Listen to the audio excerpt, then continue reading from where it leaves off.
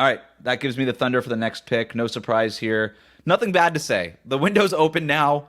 They hit a home run at the first at-bat in the first inning of this offseason by signing Isaiah Hartenstein, making the Alex Caruso trade. They basically they came off of a great playoff run, a very encouraging playoff run. Shai Gilgeous-Alexander getting MVP ballot placements and all these things. And they said, okay, we kind of did the proof of concept. We know we're this good. We know there's two things that we need to address to really take ourselves over the top. And they said, well, Josh Giddey got played off the floor in the playoffs. We need somebody who can defend, not get attacked on defense, and somebody who can make open threes. Boom, Alex Caruso. Thank you very much, Chicago Bulls. We need a center who can take us from the bottom 5 in rebounding rate to the top, or near the top of the list in rebounding rate. Enter Isaiah Hartenstein, who almost single-handedly kept the Knicks in the top of rebounding rate last year. So they're the kid that got home, who just had to do his homework, and he did his homework first, so he had the rest of the night to just play with his friends and play video games or whatever. That's what the Thunder did. They knocked it out within the moratorium part. So this team's awesome. They're young. They still need to sign Chet and Jalen Williams to what will probably be max contracts off of these rookie scale contracts. Shai's going to be eligible for a super max, I think, around the same time next year. Yeah, about a year after, I think it is. So as long as nothing unexpected happens on any of those fronts, they're going to have all those guys back. That's the core 3. They'll be dominant for years.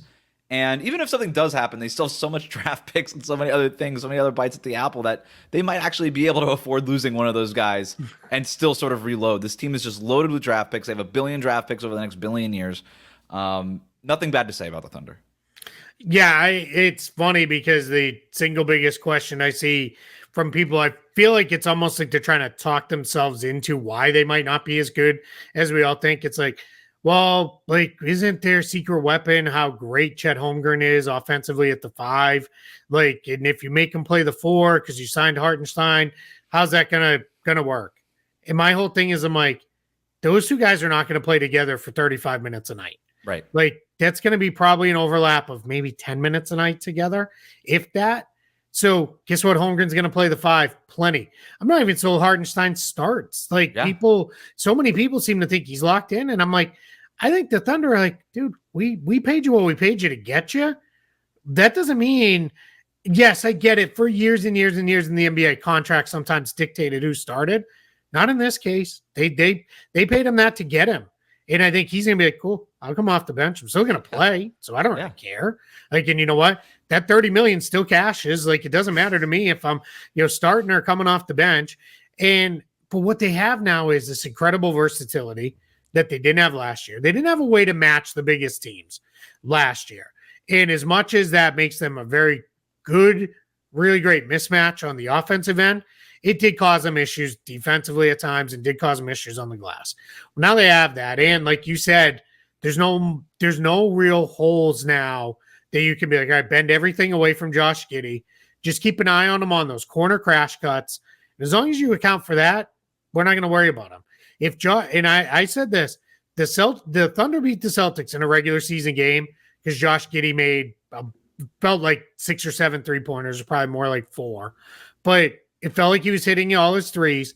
And what Boston did was they tipped their cap and said, cool, we play you next time and we play you in the playoffs and the finals. Do it 4 times in 7 games. And then we'll have been proven wrong. And that was the approach everybody started taking.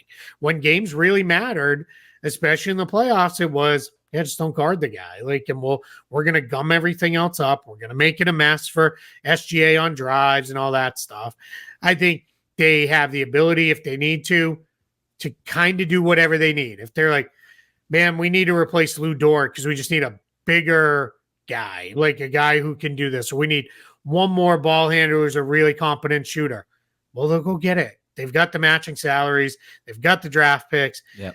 I think we have gone a little too far with their draft picks. Oh my God, they're going to run every draft from here to the end of infinity. Well, they've used some of them now. They've moved quite a few of them. They still have don't get me wrong, they still have a great treasure chest of picks.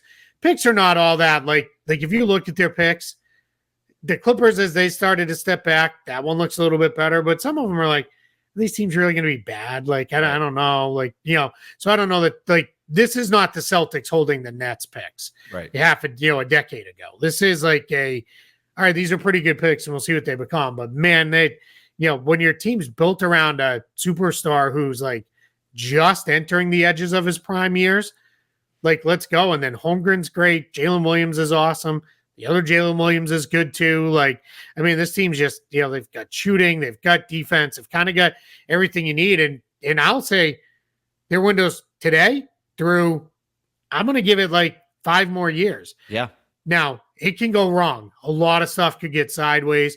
Maybe they don't win at the level they want. And one of the players is like, man, I want more. I want to be the guy.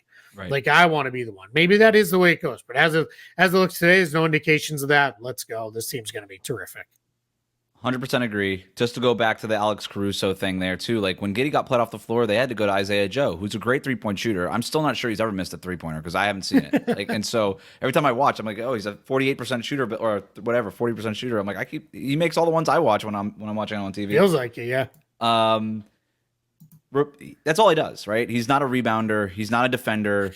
That's really it. So you replace him with Caruso. You got still that physicality. The one thing that Giddey did bring to the table, which I thought kind of got, which is the reason why I think Dagnall always went to him, is because he was their best rebounder, weirdly enough. Yeah. And so you need some of that like physical presence. Caruso brings that. He's not an awesome rebounder, but he's physical, he'll get in the dirt, and he'll do all those things.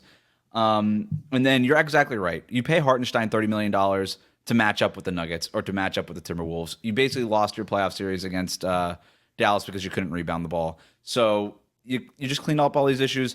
Everything that the Celtics did last summer in terms of being like, okay, we need this thing, and this thing. We don't really need this guy, and this guy anymore. Let's swap them out, kind of refresh around Tatum and Brown and go for it. And then boom, they won a championship. The Thunder saw that and said, okay, we need this, and this. We don't need this, and this anymore. Boom, let's refresh it. Let's get the guys we need. Let's fix all the holes. And now this is a team with no weaknesses. And I agree 100% with your point. Chet might be the starting 5 anyway. It doesn't matter. Like, Hartenstein doesn't have, and even if they play the first 5 or 6 minutes of every game, it's not going to dramatically change the way that the Thunder play. So they are the last pick, which in this weird draft with upside down rules is the best place to be. Keith, thanks so much for jumping on here, man. I really appreciate it. You can check out his work over at Spotrac. You can check out the NBA Front Office show that he co-hosts. It's a must listen. He's a must follow on Twitter. Keith, thanks so much, man. Really appreciate it. I appreciate it. Thanks so much for having me.